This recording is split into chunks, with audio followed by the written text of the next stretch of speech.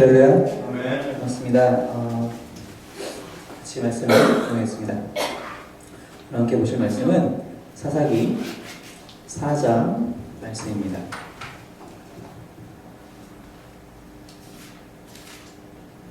사사기 4장 1절부터 마지막 절인 24절까지 말씀 같이 보도록 하겠습니다. 신약성경 사사기 4장 1절부터 24절까지의 말씀입니다. 같이 번갈아 가면서 같이 교독하도록 할게요. 제가 먼저 1절부터 읽겠습니다. 에훗이 죽으니 이스라엘 자손이 또 여호와의 목전에 악을 행하매 여호와께서 사스에서 성취하는 가나안 왕 야빈의 손에 그들을 봤으니 그의 군대장관은 스파노셋 보임에 거주하는 시스라요. 야빈 왕은 철병거 900대가 있어 20년 동안 이스라엘 자손을 심히 학대했으므로 이스라엘 자손이 여호와께 부르짖었더라. 그때 라피도의 아내 여선지자 드보라가 이스라엘의 사사가 되었는데 그는 에브라임 산지 라마와 베델 사이 드보라의 종려나무 아래에 거주하였고 이스라엘 자손은 그에게 나아가 재판을 받더라. 드보라가 사람을 보내어 아비노함의 아들 바락을 naphtali 게데스에서 돌아다가 그에게 이르되 이스라엘 하나님 여호와께서 이같이 명령하지 않으셨느냐. 너는 naphtali 자손과 스불론 자손 10,000명을 거느리고 다볼사스로 가라. 내가 야빈의 군대장관 시스라와 그의 병거들과 그의 무리를 기손강으로 이끌어 내게 이르게 하고 그를 내 손에 넘겨주리라 하셨느니라. 하나님이 그에게 이르되 만일 당신이 나와 함께 가면 내가 가려니와 만일 당신이 나와 함께 가지 아니하면 나도 가지 아니하겠노라. 이르되 내가 반드시 너와 함께 가리라. 그러나 내가 이번에 가는 길에서는 영광을 얻지 못하리니 이는 여호와께서 시스라를 여인의 손에 파실 것임이니라 하고 드보라가 일어나 바락과 함께 기데스로 가니라. 하나님이 스불론과 naphtali 게데스로 오르니 10,000명이 그를 따라 올라가고 드보라도 그와 함께 올라가니라. 모세의 장인 호밥의 자손 중 겐 사람 헤벨이 떠나 게데스에 가까운 사하나님 상수리 나무 곁에 이르러 장막을 쳤더라. 아비노함의 아들 바락이 도벌사사에 오른 것을 사람들이 이스라엘에 보니 시스라가 모든 병거 곧 철병거 900대와 자기와 함께 있는 모든 백성을 하루새 학보임에서부터 기손강으로 모은지라. 드보라가 하나님께 이르되 일어나라. 이는 여호와께서 시스라를 그의 손에 넘겼으나이다. 여호와께서 너희를 앞서 나가지 아니하시느냐 하는지라. 이에 바락이 10,000명을 거두고 다볼산에서 내려가니 여호와께서 바락 앞에서 시스라와 그의 모든 병거와 그의 온 군대를 칼날로 혼란에 빠지게 하심에 시스라가 병거에서 내려 걸어서 도망한지라.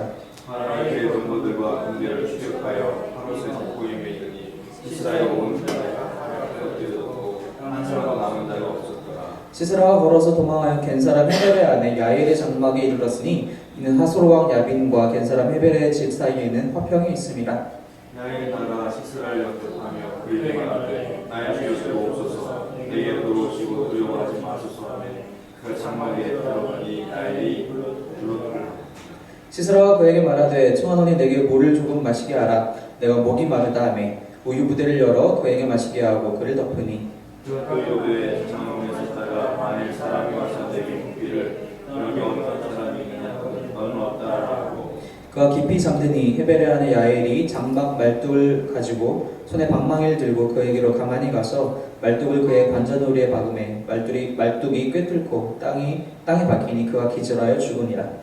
바락이 시스라를 추격할 때 야엘이 나가서 그를 맞아 그에게 이르되 보라 네가 찾는 그 사람을 내가 네게 보리라 하매 바락이 그에게 들어가니 시스라가 죽었고 말뚝이 그의 관자놀이에 박혔더라.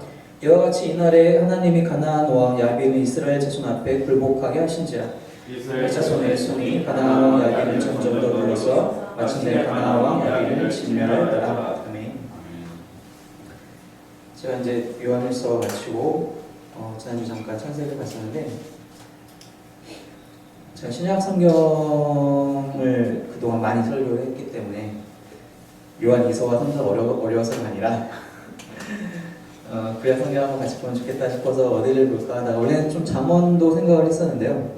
지난번 여름 수련회 때 사사기 말씀 여호수아와 사사기 말씀 좀 같이 봤었는데 이왕 시작한 거 좀 한번 나도 또 공부도 하고 연구도 할 겸 또 같이 말씀 나누면 좋겠다 생각을 해서 사사기 말씀을 선택해서 같이 보게 되었습니다.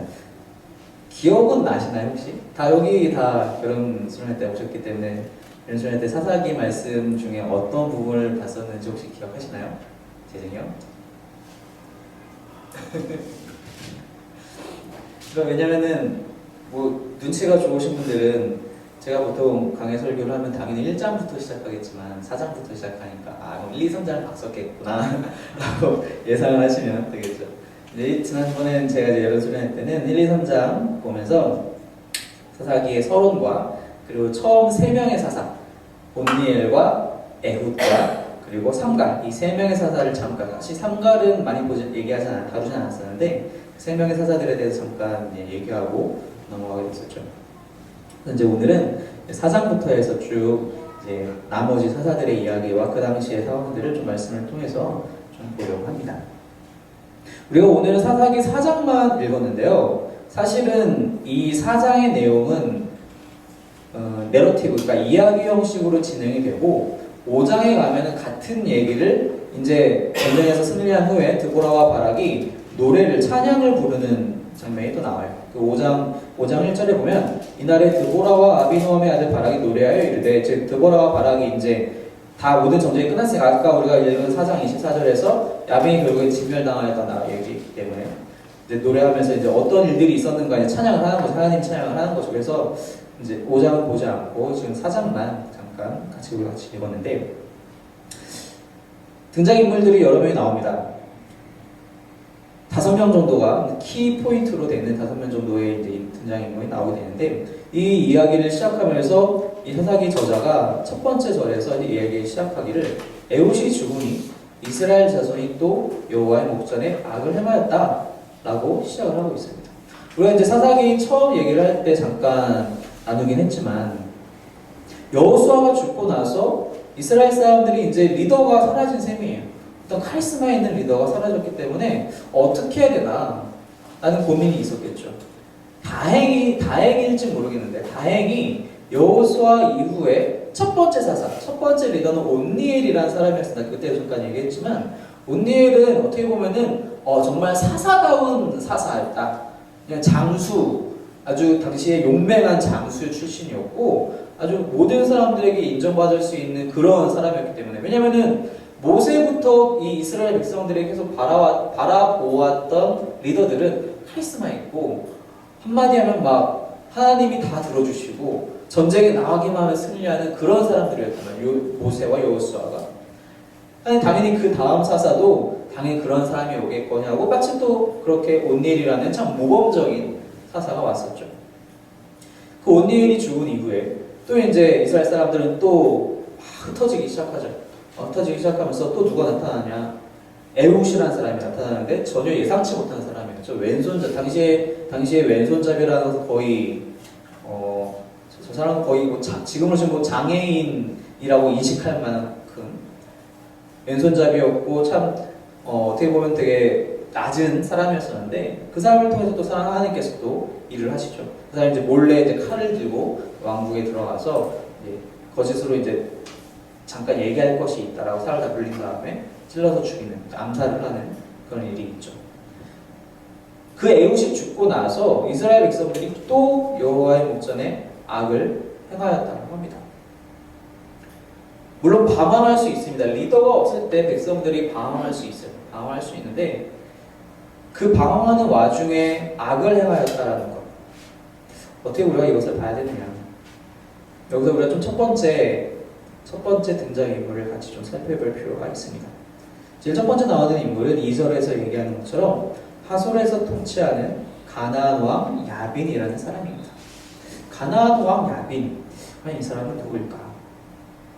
혹시 성경 통독을 쭉 구약을 해오신 분들이시다면 야빈이라는 단어가 아마 낯설지만 않을 거예요. 여호수아에서도 똑같이 야빈이라는 단어가 나오게 됩니다. 한번 잠깐 말씀을 볼까요? 여호수아 11장 말씀입니다. 여호수아 11장 가장 첫 번째 절에 보면은 딱 똑같은 이름이 나와 있어요. 첫 번째 절 1절 한번 같이 읽어볼까요? 시작. 하솔 왕 야빈이 이 소식을 듣고 마돈 왕 요박과 시므론 왕 압사왕과 하면서 이제 또 설명이 좀 나오죠. 하솔 왕 야빈이 이 소식을 듣고 주변에 있는 모든 가나안 지역의 왕들을 불러 모아서 동맹을 맺고 이제 전쟁을 하려고 준비하는 거예요. 이제 이 전쟁의 대상은 누구냐? 바로 이제 여호수아죠. 6절에 보니까 여호와께서 여호수아에게 이르시되 두려워하지 말라. 다 내가 이기게 할 것이다. 걱정하지 말아라. 결국에는 하나님께서 이렇게 약속하신 대로 결국 다 승리를 이끌게 되죠. 그래서 결국에는 거기 13절에 보니까 여호수아가 하솔만 불살랐고 어쩌고 그러면서 이제 그 야빈이 하솔의 왕이었기 때문에 그 하솔이 이미 다 불타 없어졌다라고 그렇게 기록을 하고 있습니다. 그러면서 더 내려와서 보니까 23 제일 마지막 절 그 11장의 제일 마지막 절에 보니까 여호수아가 여호와께서 모세에게 말씀하신 대로 그 온 땅을 점령하였다. 전쟁에서 이제 다 이제 승리했다라는 것을 얘기해주고 있죠. 그리고 나서 이제 땅을 분배하기 시작합니다. 그때 이미 진멸당한 야빈인데 이 사사기 4장에서 다시 한번 이 사람이 등장합니다. 같은 사람이냐? 당연히 같은 사람은 아니겠죠. 많은 사람들이 여러 가지 생각을 하지만 아마도 이것은 애굽의 파라오와 같은 그런 왕의 명칭을 얘기하는 것이 아닐까 생각을 하게 됩니다. 하솔 지역을 통치하는 사실 가나안 왕이라고 얘기했지만 당시에 가나안은 통일 국가가 아니었기 때문에 하솔이라는 도시를 이제 다스리고 있었던 아마 야빈이라는 직책, 즉 최고 권세자를 이제 야빈이라고 얘기했었겠죠. 아마 그 사람이 다시 등장하게 된 것 같습니다. 다시 그 사람이 등장했는데 어떻게 등장하게 되느냐? 하나님께서 이 사람을 사용하셨어요. 어떻게 사용했느냐? 이스라엘 백성들이 계속 다시 죄를 짓게 되니까 그 야빈의 손에 그 이스라엘 백성들을 넘기셨다라고 2절에서 우리 본문 2절에서 이렇게 얘기를 하고 있죠. 그리고 나서 이제 얘기하기를 2절 후반절에 보니까 시스라라는 사람이 등장을 하는데 그 사람은 이 야빈의 군대 장관이었다. 근데 이 사람은 하롯의 삭보임이라는 곳에서 사는 사람이다. 아마도 이것도 역시 시스라의 그냥 야빈의 부활하기보다는 아마도 그 다른 도시끼리 동맹을 맺었다거나 혹은 용병으로 고용하지 않았을까 이렇게 생각이 되어집니다. 그런데 왜 야빈이 다시 돌아오게 되었는가? 사실 야빈은 이 이야기에서 잘 등장하진 않아요. 여기서 잠깐 등장하고 제일 마지막에 또 진멸당했다라는 그 증거에서만 한 번 더 등장을 하게 됩니다. 이 야빈이 여기서 하는 역할이 무엇인가? 하나님께서는 분명히 이 사사기를 시작하면서 말씀하시기를 이스라엘 백성들이 이제 리더를 다 모세도 없어지고 여호수아도 없어지고 이 가나안 땅에 내가 약속하고 내가 이끌어온 이 가나안 땅에 들어가 살 텐데 과연 이들이 내 말을, 내 율법을 온전히 지켜 살 수 있을 것인가? 만약 그렇지 않을 때에는 이들로 하여금 다시 한번 그것을 깨닫게 하리라고 하나님께서 마음을 먹으시고 예비하신 그 이방의 나라들이 있었습니다. 그 중에 하나가 바로 여기서 나오는 이 야빈이었죠. 근데 이 야빈이 여호수아한테 전멸당했는데도 불구하고 다시 돌아왔다는 하나님은 그러면 하나님이 모세한테 말씀하시고 여호수아한테 행하게 하셔서 진멸시키셨는데 어떻게 다시 돌아올 수 있는가? 하나님이 불완전하게 일을 하신 것인가? 우리가 그렇게 생각할 수 없다는 것입니다. 하나님이 불완전하게 하신 것이 아니라 이럴 때를 대비해서 1절에서 얘기한 것처럼 이스라엘 백성들이 또 악을 행할 때를 대비해서 예비한 장치에 불과하다는 것이죠. 하나님이 불완전하셔서가 아니라 하나님이 이때 이스라엘로 하여금 다시 한번 하나님께로 돌아오게 하기 위해서 마련해놓은 장치이다. 여러분 우리들 삶 속에서도 이러한 장치들을 종종 볼 수가 있습니다. 무엇이냐? 내가 이미 이 문제는 해결이 되었다라고 하는 것들이죠. 내가 이 문제에 있어서만큼 나 이제 자유하다. 예를 들어서 나는 이제 더 이상 거짓말 안 해. 나 이제 거짓말은 내가 이제 뭐 초등학교 이후로 한 번도 해본 적이 없어. 이제 거짓을 얘기하는 것에 대한 죄는 내가 더 이상 지을 일이 없어. 나는 이제 그렇게 살아왔고 열심히 수십 년 훈련을 했으니까. 근데 어느 순간 맞닥뜨리게 되면은 또 내 의지와 상관없이 나올 수도 있게 되죠.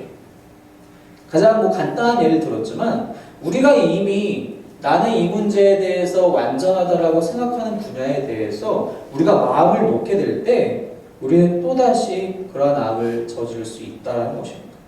하나님은 바로 그것에 대해서 우리에게 경고하고 계시다는 것이죠. 너희가 마음을 안일하게 생각하지 말아라. 말씀을 지키는 것에 대해서는 항상 긴장하고 말씀을 지켜야 하는 것인데 너희가 어떤 한 부분에 대해서 이미 완성된 사람이라고 착각하지 말아라.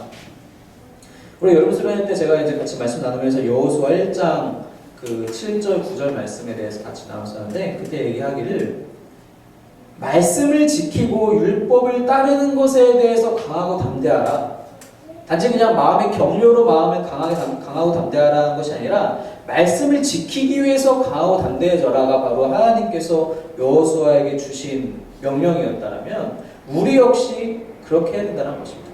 말씀 앞에 말씀을 지키기 위해 강하고 담대해지기 위해서는 날마다 긴장해야 돼요. 우리가 그 긴장을 늦출 수가 없어요. 단 한 순간이라도 우리 마음에 틈을 보이는 순간 쉽게 넘어지는 것이 우리들이기 때문입니다. 사실 이 문제에 대해서는 우리가 하나하나 일일이 열거하지 않아도 이렇게 얘기하는 순간, 이렇게 듣는 순간 딱 내 마음속에 떠오르는 뭔가가 아마 하나둘씩 아마 있으실 거예요. 아, 내가 이 문제는 정말 나 이거 내가 잠깐 방심하는 순간 내가 이런 거 놓치게 되네. 이스라엘 백성들이 바로 그랬었다는 것이죠. 사실 계시록에도 이러한 비슷한 이야기가 나옵니다. 계시록 13장에 보면은 상처를 받은 짐승이라는 그 비유가 그 환상을 사도 요한이 보게 되는데 그 상처를 받은 짐승이 갑자기 상처가 막 나아져요.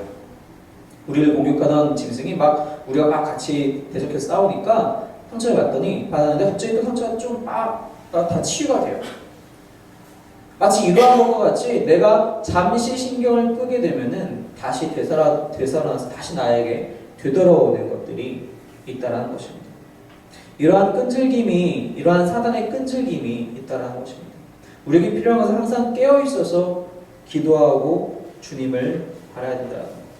내가 완전해졌다라고 안심할 수 없다라는 것.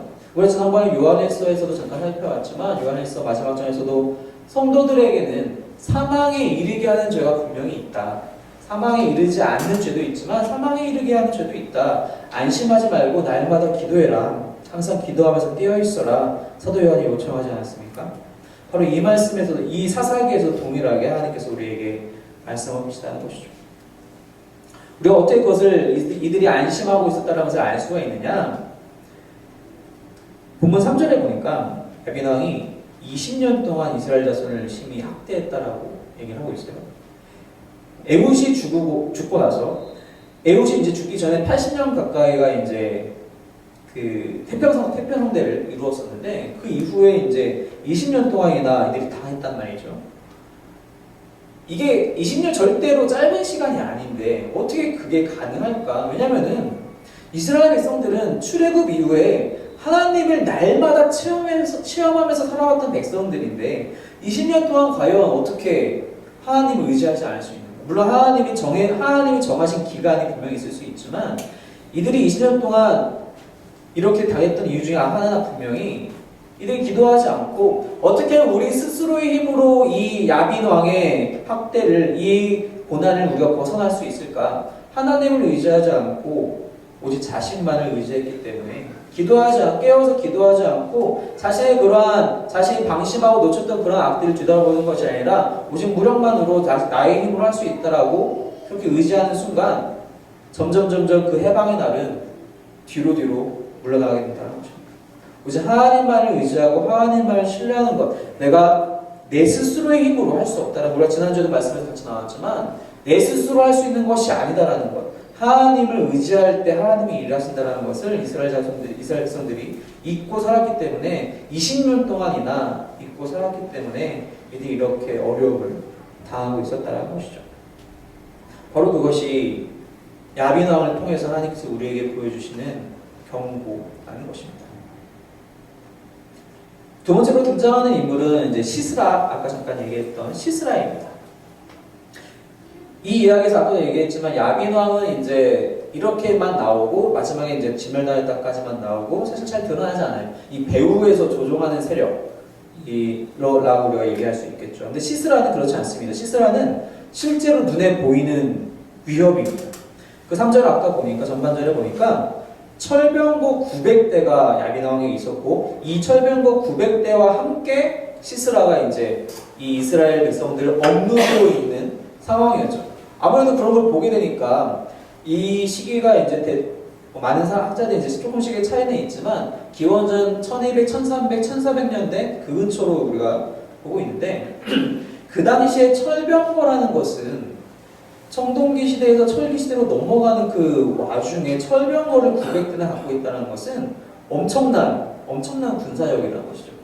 제가 얼마 전에 유튜브를 좀 보다가 2차 대전을 이제 강의하는 그 강의를 잠깐 봤었는데, 그래서 이제 그 강사가 히틀러가 폴란드를 쳐들어갈 때 상황을 이제 얘기를 해주더라고요. 그때 당시에 히틀러와 독일군은 기계화 사단을 이미 갖추고 있었기 때문에 탱크, 기관총이 다 있었다는 거죠.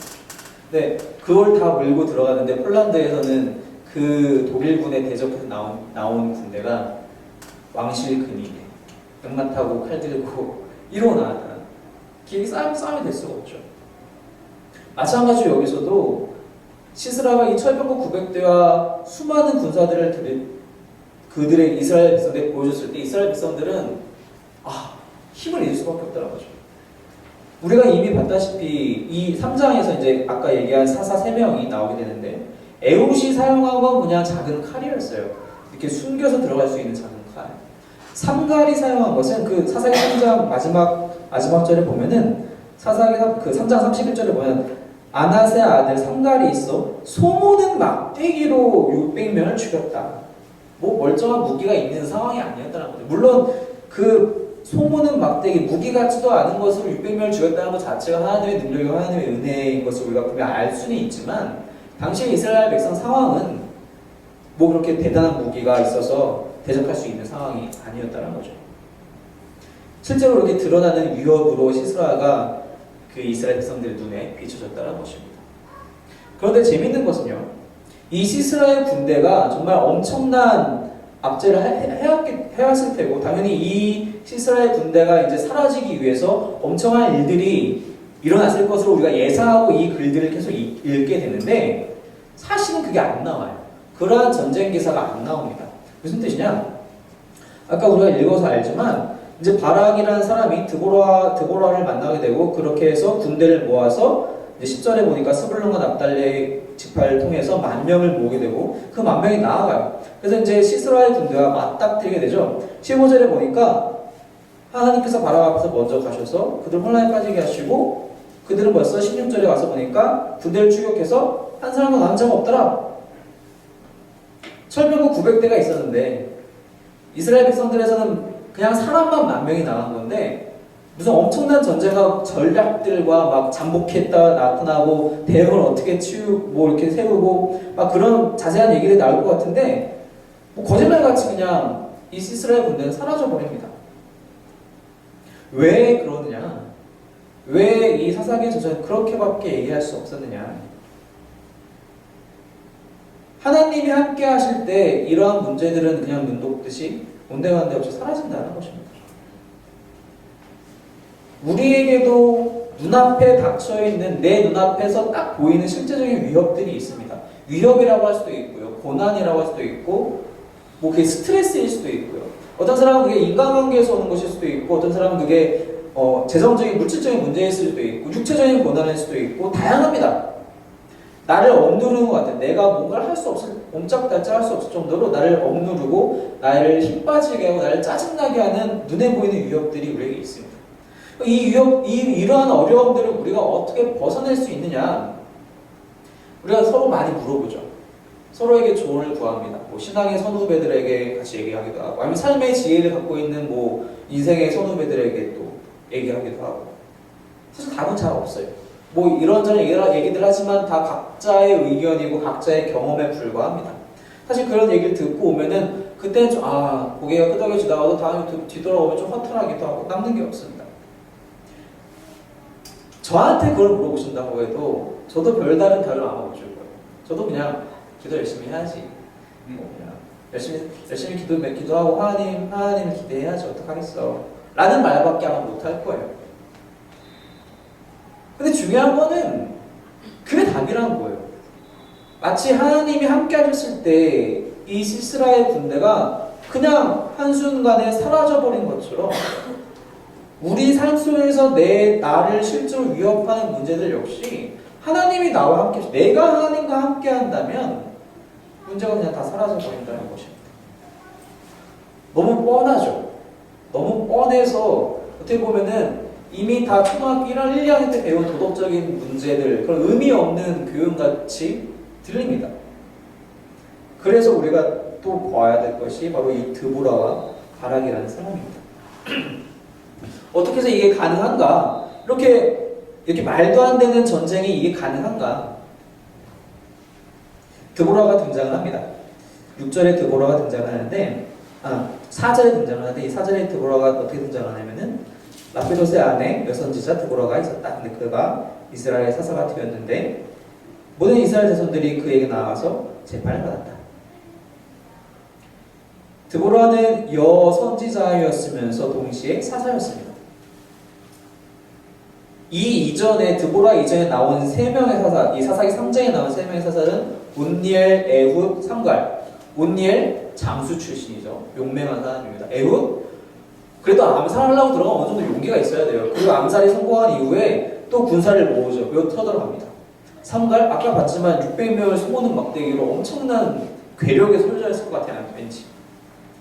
근데 드보라는 영웅적인 사사가 사실은 아닙니다. 스스로 칼을 들고 싸우는 잔다르크처럼 밖에 싸우는 그런 모습은 아니에요.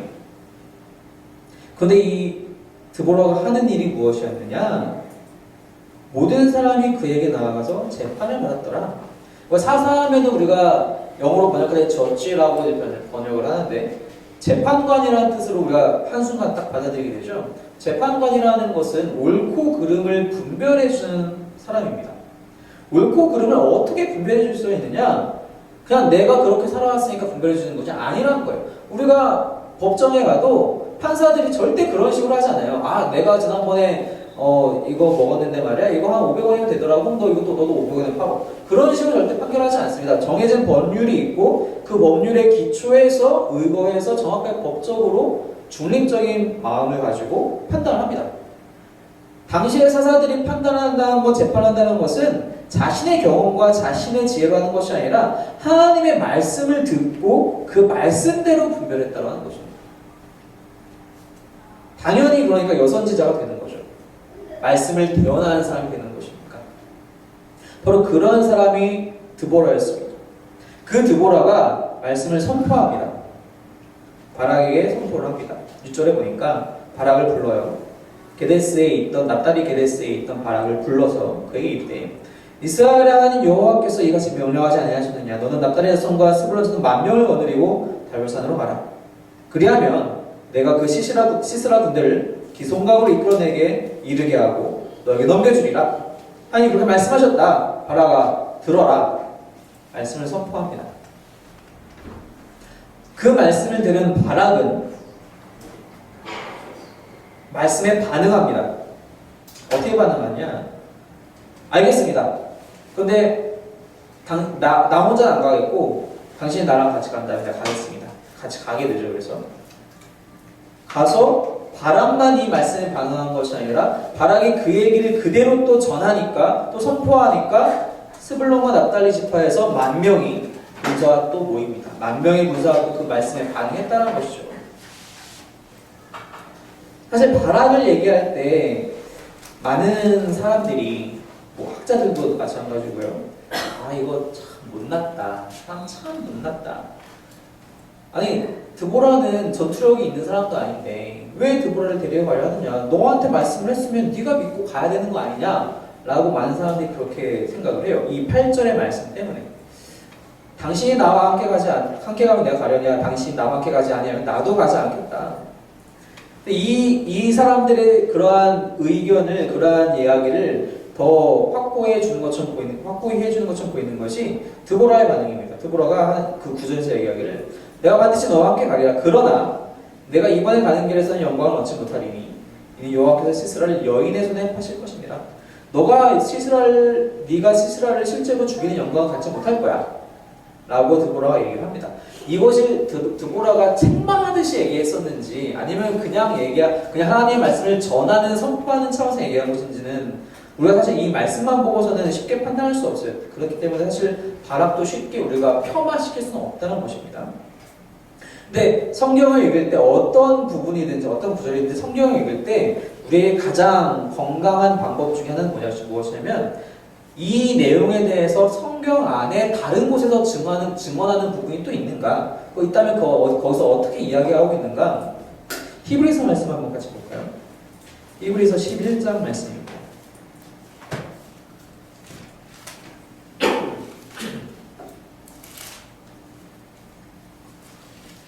히브리서 11장 32절 말씀입니다. 우리가 잘 알고 있는 믿음장이라고 얘기하고 있는 히브리서 11장 32절 말씀 찾았으면 우리 같이 읽겠습니다. 11장 32절 시작. 내가 무슨 말과 하리요 기드온, 바락, 삼손, 입다, 다윗 및 사무엘과 선지자들의 일을 말하려면 내게 시간이 부족하리로다. 우리가 알다시피 11장은 믿음에 대해서 계속 얘기하면서 믿음의 선조, 믿음의 조상들, 믿음의 놀라운 힘을 보여줬던 많은 사람들을 쭉쭉쭉 얘기하고 있는 그 장이잖아요. 근데 그러면서 얘기하기는 이 저자가 32절에서 너무 많다. 우리가 본받아야 될 믿음의 소중이 너무 많은데 내가 더 얘기하고 싶다. 기드온도 얘기하고 싶고 바락도 얘기하고 싶고 삼손도 얘기하고 싶고 입다도 다윗도 다 얘기하고 싶은데 시간이 부족하다. 그러면서 예를 든 게 바락이에요. 만약에 정말로 바락이 폄하받을 만한 사람이었다면 이 사람이 여기서 같은 성경 안에서 바락을 언급하지 않았겠죠.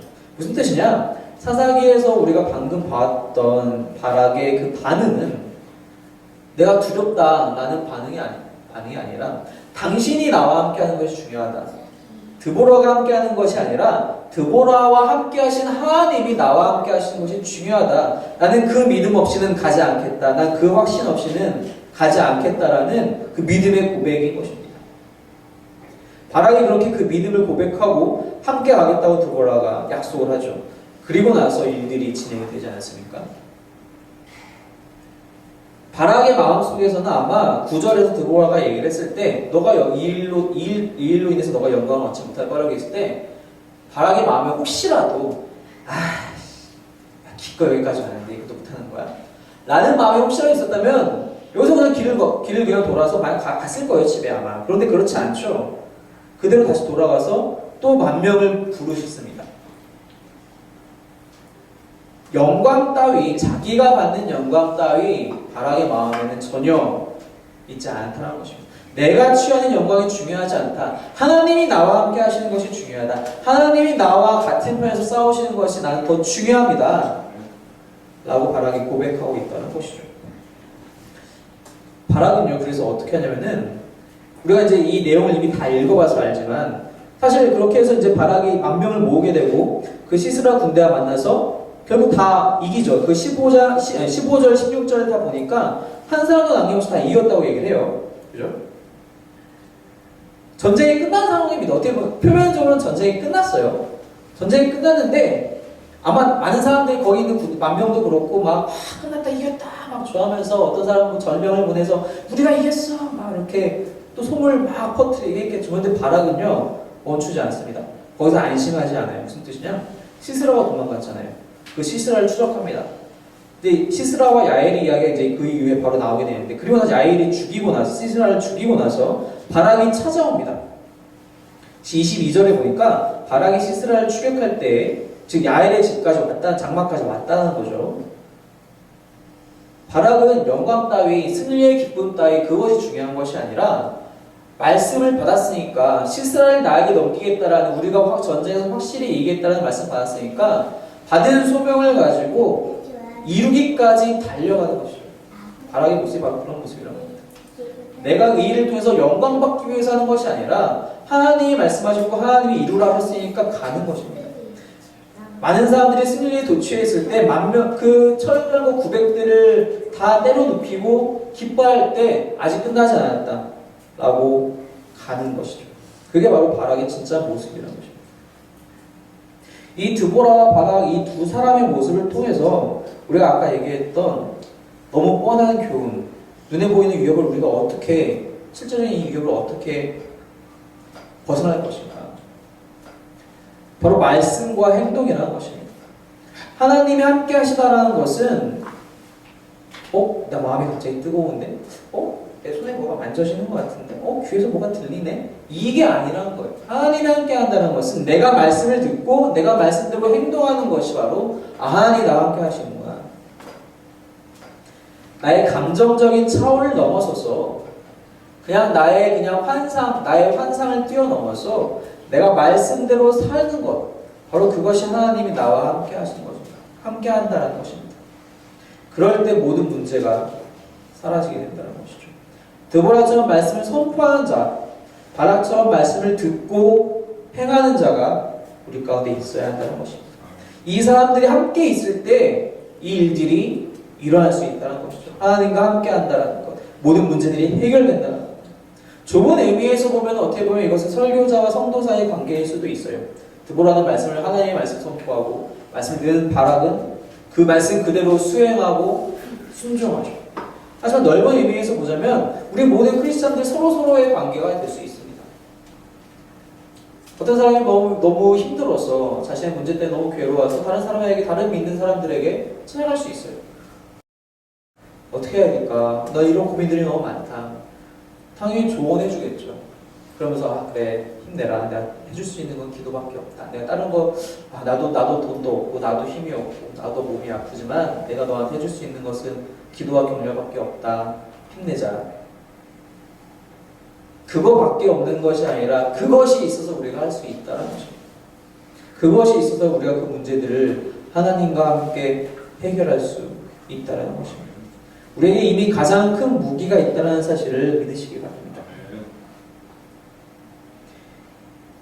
그럴 때 어떻게 하나님이 일하시느냐?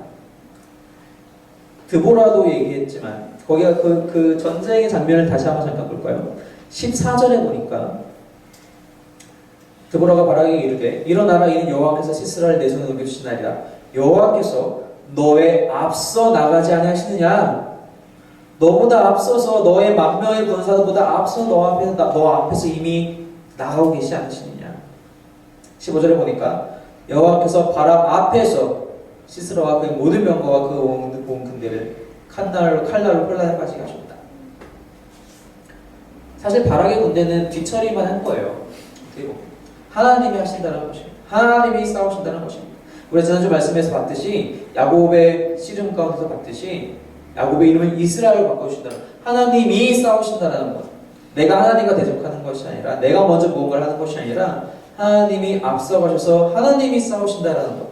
우리가 그렇게 말씀대로 행할 때에 하나님이 그렇게 일하신다는 것입니다. 사실 이 장면에 대한 조금 더 자세한 표현은 이 다음 장 5장의 찬양에 나와요. 5장의 찬양에 보면은 기손강에서 이 이스라엘 군대가 이 물이 다 불어서 기손강에 물이 다 불어서 그 물 속에 순식간에 빠져 죽는 것으로 이제 표현을 합니다. 하나님이 일하신다는 것이죠. 마지막으로 등장하는 사람이 있습니다. 바로 야헬입니다. 우리가 그 말씀 아까 읽을 때 11절 말씀이 갑자기 사실 좀 뜬금없게 나오게 되죠. 바락이 이제 10,000명을 불렀어요. 그리고 이제 전쟁을 해야 되는데 11절에 갑자기 모세의 장인 호밥의 자손 중 괜사람 헤벨이 떠나서 어디에 장관을 쳤다. 게데스에 가까운 곳에 장관을 쳤다. 갑자기 뜬금이 없어요. 그러고 나서 그냥 그 이야기가 또 더 진행되는 것도 아니고 다시 바락의 이야기로 또 돌아옵니다. 근데 그 얘기가 왜 먼저 복선을 까는 어떤 장치를 하는 것이냐? 시스라가 이제 도망가서 17절에 보니까 바로 마침 그 근처에 있었던 야엘의 장막에 이르게 됩니다. 가서 이 사람이 야엘 이거 헤벨의 집이구나라는 것을 이제 알게 되죠. 근데 헤벨의 집을 아는 순간 내가 같이 있는 야빈과 헤벨은 지금 서로 동맹 관계가 있었지, 화평 관계가 있었지. 내가 잠깐 숨어 있어야겠다라고 생각을 해서 들어가죠. 마침 또 야엘도 잘 맞이합니다. 환대하죠. 막 들어와서 주무셔서 물 달라니까 우유를 주면서까지 더 영양가도 좋은 우유까지 주면서 이불도 잘 덮어주고 망도 대신 봐주고요. 그런데 이러한 모든 것들을 순식간에 반전시킵니다. 21절에 보니까 잠이 드니까 말뚝을 가지고 머리를 쿵 쳐서 이 시스라를 죽이게 되죠. 과연 야엘이 왜 이랬을까? 야엘의 입장에서는 야엘의 남편은 지금 이 시스라와 동맹관계에 있기 때문에 보호해줘야 되고 숨겨줘야 되는 상황에서 아침 아마 이 남편이 헤매는 없었나 봐요. 자리에 나타나지 않는 걸 보니까. 근데 야엘이 그냥 확 죽여버려요. 야엘이 왜 그랬을까를 고민하기 시작하면은 사실 한도 끝도 없어요. 어떤 사람은 사실은 이 사람이 여기 며느리지만 이제 이 겐 사람 쪽의 며느리지만 뭐 이스라엘 사람이었을 것이다. 뭐 얼마든지 썰을 풀 수 있지만 사실 우리에게 중요한 것은 그게 아닙니다. 하나님이 일하신다라는 것이 더 중요한 사실입니다. 무슨 뜻이냐? 이미 바락이 데리고 온 10,000명의 군대는 시스라의 군대와 전쟁하면서 하나님이 승리하신 것을 목도했어요. 아, 하나님이 일하시는구나. 하지만 일이 다 끝난 건 아니에요. 바락도 역시 그 사실을 알고 있었고요. 우리 눈에 보이는 곳에서도 하나님이 일하시지만 우리 눈에 보이지 않는 곳에서도 하나님은 일하신다는 사실입니다. 야엘이라는 이 이방 여인을 통하여서 이 여인을 사용하셔서 우리가 볼 수 없는 곳에서도 하나님이 이미 일을 완벽하게 이루고 계시다라는 것입니다. 나는 내 눈앞에 있는 좋아 보이는 현상에 대해서 기뻐하지만 하나님은 더 안전한 것, 더 온전한 것을 우리에게 주시기 위하여서 그 숨은 곳에서 또한 우리를 위해서 완벽하게 일하고 계시다는 것입니다. 우리가 그 방법을 예상할 수도 없고 그 방법을 제한할 수도 없이 하나님께서는 일하고 계신다는 사실이 바로 이 야엘의 이야기라는 것이죠. 이 사사기의 저자 역시 전쟁 얘기는 순식간에 지나가고 오히려 이 야엘의 이야기가 클라이막스처럼 강조하고 있어요. 하나님이 일하신다는 것. 이 세 명의 등장인물, 드보라, 바락, 야엘, 이 세 명이 같이 있을 때, 같이 사용받았을 때 하나님께서 완벽하게 일을 이루셨다는 것입니다. 당시에 이스라엘은 온전한 리더십이 없었어요. 사람들이 많이 흩어지는 상황이죠. 자기 뜻대로 사사기에서 종종 나오는 표현이지만 다 각자 자기 소견대로 행하였더라 라는 그런 시대였죠. 하나님만이 이들을 구원할 수 있다는 것. 사사들이 12명이나 나오지만 결국 이 사사기 전체를 관통하는 주제는 하나님이 이들의 사사라는 것, 하나님이 이들의 구원자라는 것, 하나님이 이들을 위해서, 우리를 위해서 싸우시는 분, 일을 이루시는 분이시라는 것을 다시 한번 우리에게 이야기해주고 있다는 것입니다. 내가 할 수 없다는 것입니다. 오직 하나님만 의지해라. 말씀을 듣고 그 말씀대로만 살아라. 그것이 하나님과 함께하는 유일한 방법이다. 마지막으로 한 가지만 더 나누고 마치려고 합니다. 5장에 보니까요. 5장의 말씀도 이 같은 이야기를 이제 찬양시로 바꾼 거라고 잠깐 얘기를 했었는데 5장에 보니까 28절에 보니까 5장 28절에 보니까 시스라의 어머니가 등장합니다. 시스라의 어머니가 이제 시스라가 자기 아들이 안 돌아오니까 전쟁이 나갔는데 기다리는 거죠. 어찌하여 더디오는가? 어찌하여 늦어지는가? 그랬더니 그 시스라의 어머니를 섬기는 시녀들이 대답합니다. 어떻게 대답했느냐? 엄청난 노량물 때문에 지금 늦어지는 것이다. 아마 많은 노예와 또 처녀들과 노량물들과 채색옷들과 뭐 이런 것들 때문에 정신 없을 거야. 걱정하지 말라.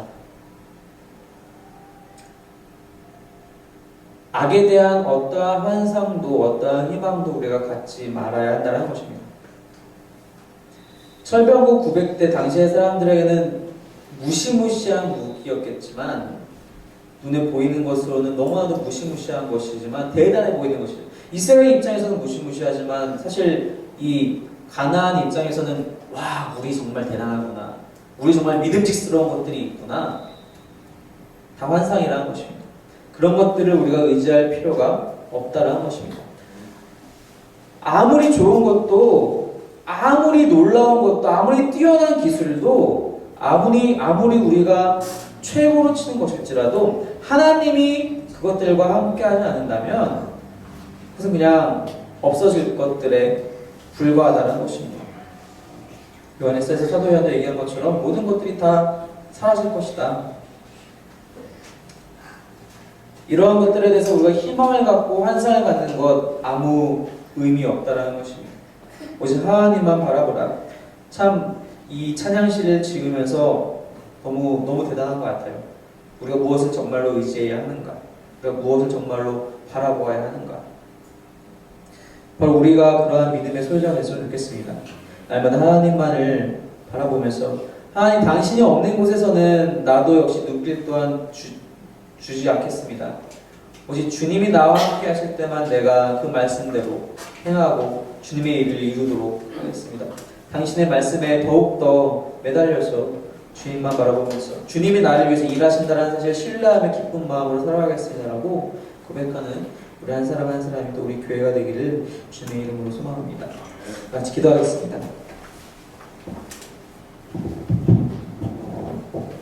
그래서 같이 기도할 때 하나님 정말